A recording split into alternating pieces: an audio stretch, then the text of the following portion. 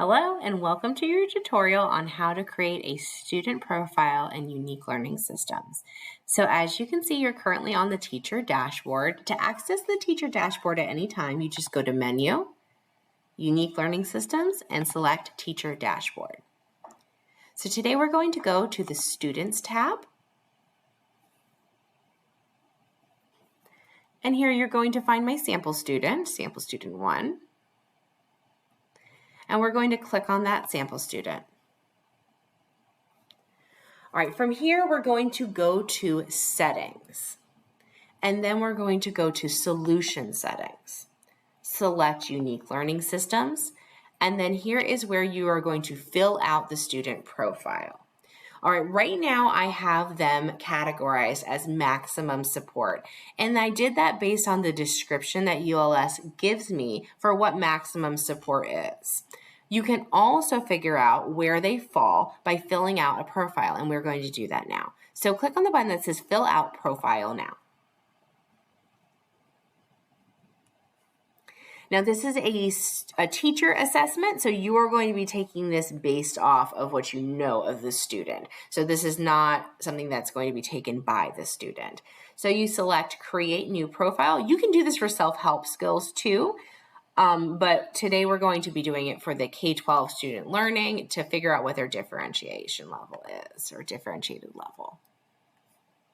All right, so it's going to bring you to this page, and you're going to identify the person completing the profile. So I'm just going to put my last name, and I am the teacher. And I'm going to add, and then I'm going to continue. All right, so it's going to take you through a myriad of questions. Questions like, if the student is engaged in learning in the learning environment, he or she is most likely to, and then you're going to select the ones that apply to them. So demonstrate developmentally appropriate motor skills now. Require assistance. Yeah, they require assistance. Yeah, they require assistance on the stairs for sure. Moving through environment, yes. Self-help, yes. Adapt equipment, yeah. Absolutely. Full assistance for self-help. Full assistance for physical needs. Uses a wheelchair, yes. Sit in a special ed, yes. So my student that I'm imagining in my mind needs all of these things. They don't require adapt. Oh, they do require a tray, and they do need alternative positioning. And here's where I'd add some notes if I needed to. Honestly, I might put something about seizure activity or maybe some sensory needs for the student. I might pop that in there. It's up to you if you want to add some stuff that you feel like these statements don't fully hit. Space number 2, or I say if they're engaged in learning materials and activities, he or she is most likely to. And again, you're just going to select the ones that apply.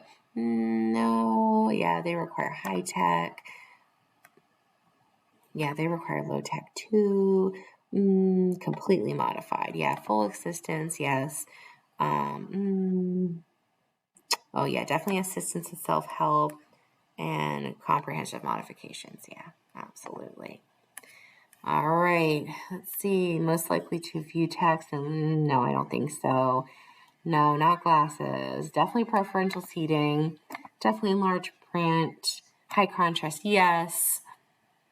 An audio copy would be helpful, yeah.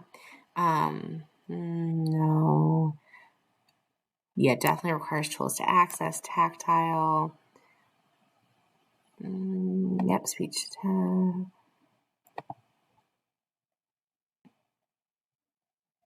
All right, so you can see over here that it says access and participation, vision.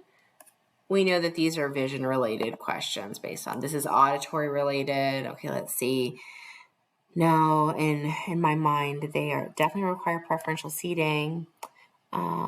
Not minimal supports, they require a lot of supports. In my mind, my student has a hearing impairment. They don't sign. Maximum physical and visual prompting. Okay. Sensory, oh, there's a sensory section, so I probably wouldn't have added the sensory piece to the beginning. I would add it here. Let's see. So, requires strategy to, manage over, definitely vision, oversensitivity to touch. Haven't noticed smell or taste. Haven't noticed an oversensitivity to hearing. Oh, under sensitivity to hearing. Yes, absolutely. Sorry, I'm going to take that off. Not an under sensitivity to vision or touch.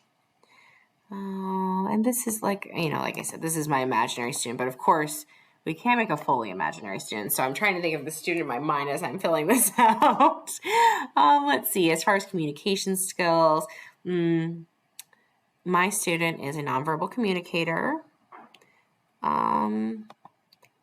Yes. Limited vocabulary, requires communication supports, nonverbal modes of communication, inconsistent in choice making, yes. Not consistent in their understanding of cause and effect. And say they display inconsistent vocalizations and motor movements and eye movements. Social and behavior. Let's see. I would say requires full prompting for appropriate communication. They don't need a FBA. They don't need a PNA. Okay. All right, so I filled out all these things, and this is a great piece of data. I mean, like, how awesome is this? This is a great piece of data for when you're talking about strengths and weaknesses. You could bring this into an IEP meeting and say, like, this is the profile that I've created for sample student. And maybe you can have the parents create a profile for a sample student. It's going to keep saving them. You can have as many profiles as you want. You might want to have a teacher's assistant or the previous year's teacher fill out a profile for this student so you can see different perspectives. Like maybe you think they need full assistance. I'm just going to pick one. Maybe they say they need a wheelchair and their parents like, they don't use a wheelchair at home. That's just an example. It's a terrible example. But you might want to see where those differences are and see the different perspectives from the people in their life that serve these students. So that is just one way you can use this as a tool.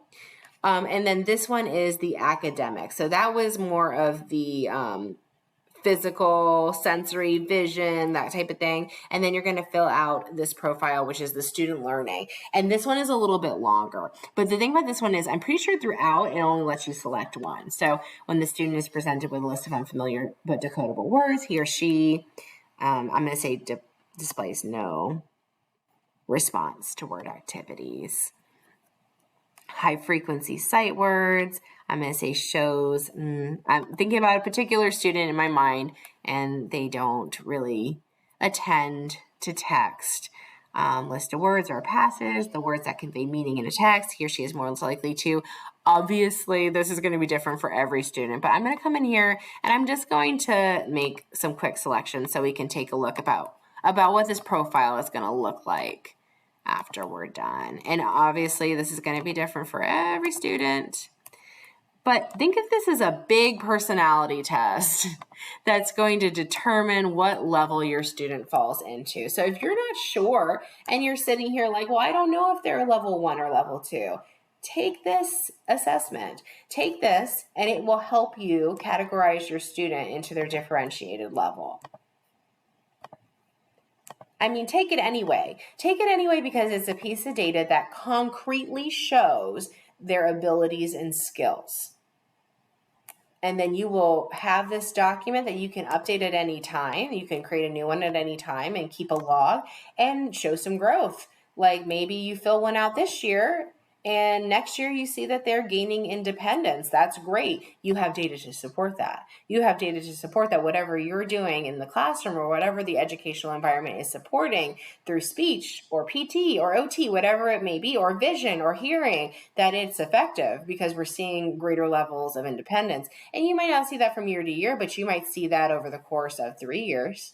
When you have them in 3rd grade versus when they exit you in 5th grade, you might see a greater level of independence and you might see their differentiated level go up from 1 to 2. All right, so now they have a very complete profile. And this profile is going to do some very cool things. So this profile takes into account everything that you gave it, right? Like all the information that you told it, but now it's going to do something else. It's going to suggest for you some skill tracking. So based on your responses regarding the student, it indicated that they could use some skill work on these different areas. So let's just say you're working on number sense and you know this is a skill that your student struggles with. It's something that they need to work on. So you're going to track that skill, track it for the individual. Now, when you take math assessments or do math activities, it knows that you particularly want to talk about, you want to be looking at data that has to do with number sense. Let's say you have an IEP goal about money. You're going to want to flag that skill, track this skill for the individual. Now, when you look at that data, it's going to focus on that for you and you're going to be able to pull that skill. All right. And the reason that these are already selected, so comprehension and decoding, is because when we went to go do the checkpoints in the other tutorial, I selected these as two things that I was focusing on with the student. You can focus on all of them. It is going to make your test longer, but if you're focusing on all of these things, if you're focusing on decoding, word recognition, vocabulary, reading fluency, comprehension, retail comprehension questions, then track these skills, select these skills. And then every time you go to do a benchmark, it's going to, not a checkpoint, but a benchmark. Every time you do a benchmark, it's going to revisit these skills and give you data on those skills. All right, I hope this was helpful and thank you so much.